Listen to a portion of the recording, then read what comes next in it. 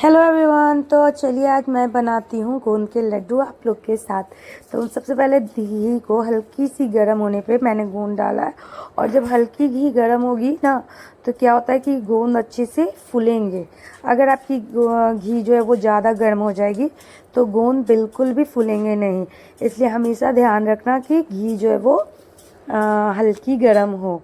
उसके बाद मैंने इसमें काजू और बादाम डाले हैं 100 ग्राम। फिर गोंद यहाँ मैंने लिया था 150 ग्राम के करीब।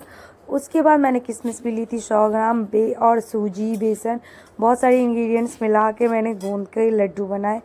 और ये दिवाली पे मैंने बनाया बहुत दिनों बाद, क्योंकि मेरे घर पे पहले मम्मी लोग बनाती थी और ससुराल में मैं पहली बार बना रही हूँ गोंद का लड्डू। और मम्मी लोग को देख देख कर ही बस सीख लिया था, कभी बनाया नहीं था, लेकिन पहली बार ट्राई कर रही हूँ। आई होप अच्छा बने और आप लोग भी इसे लाइक करें। फिर मैंने थोड़े से घी में नारियल का जो बुरादा होता है वो डाला और उसे हल्का सा फ्राई मतलब रेड कर लिया, क्योंकि कच्चा नारियल का बुरादा तो अच्छा भी नहीं लगेगा। और इसकी जो स्मेल आ रही थी ना सोनी सोनी, पूरे घर में फैल रही है। और फिर हमने इसमें डाला था खरबूजे का बिया। ये खरबूजे का बीज है 25 ग्राम के करीब, और ये खसखस था। तो 25 ग्राम मैंने खसखस लिया था और 25 ग्राम ही मैंने खरबूजे का बिया लिया था। और यहाँ पे ही मैं किशमिश भी डाल दूँगी। और सभी इंग्रेडिएंट्स को देख सकते हो, खरबूजे का बिया सभी को मैंने एक साथ ही फ्राई कर लिया था, क्योंकि बहुत टाइम लगता है अगर अलग अलग फ्राई करती तो।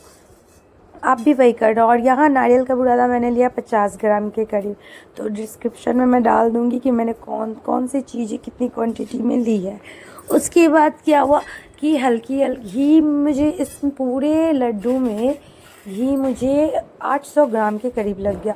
और क्या होता है ना कि जब आप उस साइड फ्राई करते रहो तो जो गोंद होता है वो हल्की गर्म होती है, तो हल्के गर्म में ही उसे आप क्रश कर लो, क्योंकि ये ठंडी होने पर उतनी क्रश नहीं होगी। अगर वैसे तो क्रश हो जाएगी, बट अगर आपको करना है तो फ्री हो तो आप ऐसा कर सकते हो।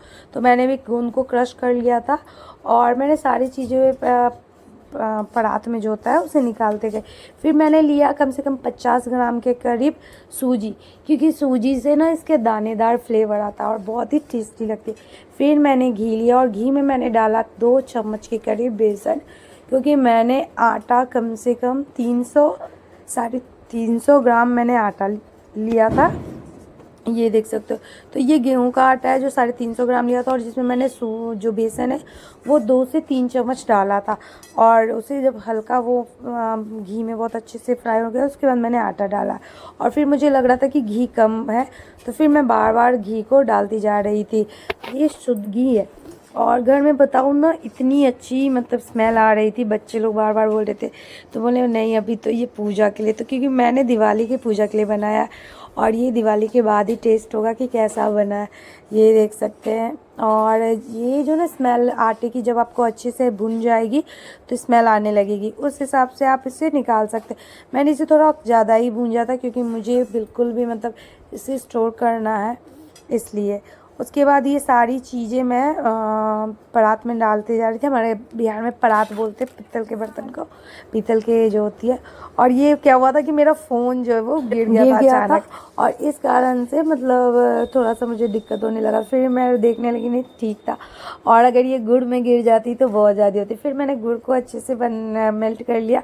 उसके बाद मैंने सभी को इस परात में डाला, मतलब गुड़ को भी। और सब इतनी ज़्यादा गर्म थे ना कि मैंने पहले तो इसे जो छनाटे थे उसी से छलनी से ही चला रही थी, क्योंकि ये बहुत ही ज़्यादा गर्म थे। फिर मैं हाथ से जब छू रही थी देख सकते हो ये कुछ इस तरह से मिलाने के बाद हो रहा था, और इतना ज़्यादा गर्म था।